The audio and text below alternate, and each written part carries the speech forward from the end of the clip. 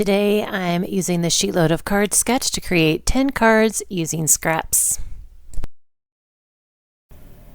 Hey, it's Beth. Welcome. Today it's time for the August 2026 SheetLoad of Cards from Call Me Crafty Owl. And the creative team, we are all sharing our videos today, so please check out that playlist linked in the description box below and you can see how we all use the SheetLoad sketches this month.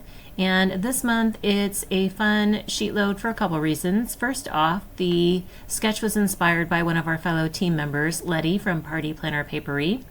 And also it's a square card. And one thing that I really love about this square card is that it does fit in an A2 size envelope. So it is only 4¼ inch. It's like 4¼ by 4¼ so it fits in your normal A2 size envelope. You don't need to find a bigger envelope or a square envelope or pay any extra postage. So that is fun.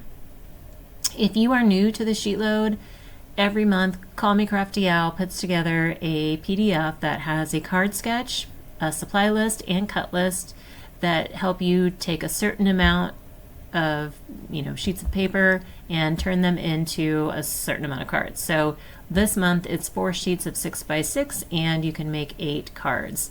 Again, I am choosing to use some scraps. I wanted to play with my sunflower paper and pulled out one of my pads and I had a ton of scraps left, so I just decided to start there.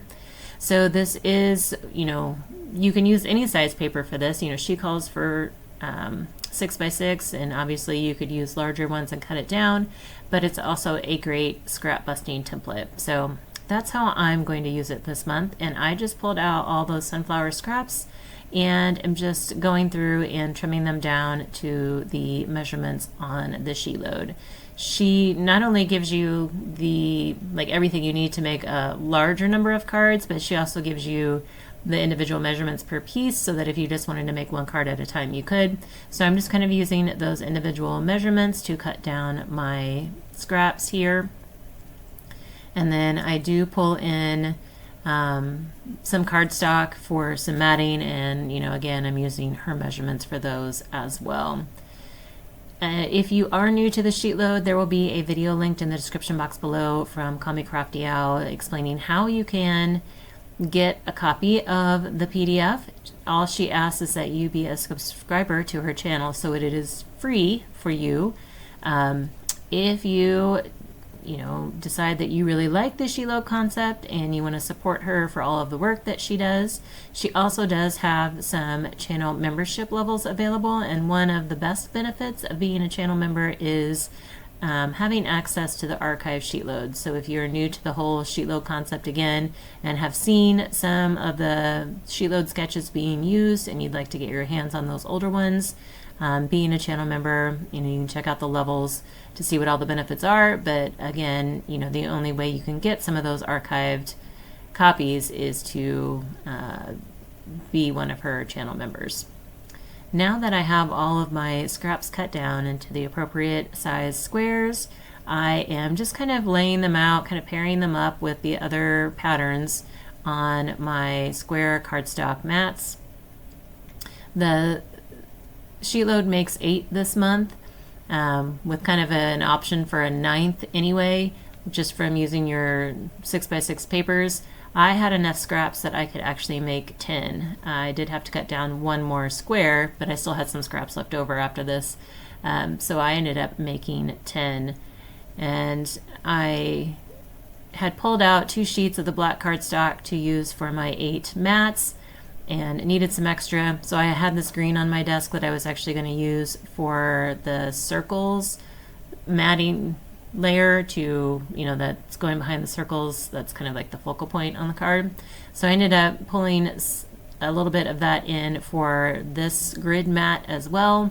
And then we'll kind of mix and match some black circles and green circles for the next step where I'm working on my sentiments and embellishments.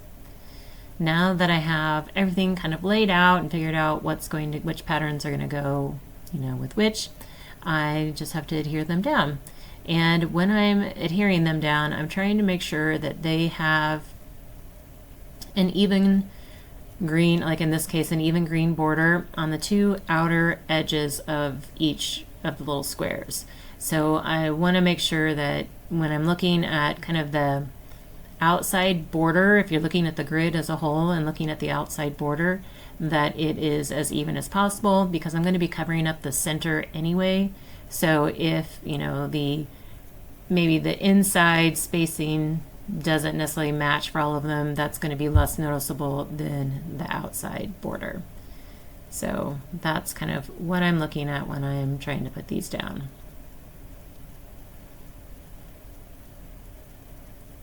And then I'm just using my tape runner adhesive to put these down. You could use wet glue too, but some of these papers were fairly thin, and so I just opted for the tape runner because it would work well for all of the papers that I was using. And this particular tape runner adhesive is nice. It's, you know, small, fits really well in your hand, and it's refillable. When I went to put this one down, it was a little large, so it was like a larger cut. And so I was going to switch it out with one. This one was like maybe slightly smaller, but I don't know that it made that much of a difference. But I just figured, again, you're not necessarily going to see it as much in the center. But I did go ahead and make that swap anyway. And now that all of my squares are adhered on the matting layers, I'm going to continue the assembly line process and add the matting layers onto the card bases. So I love to craft in an assembly line process. It just lets me just get in the flow and zone of crafting and not having to stop and think about every individual step, you know, like what comes next. And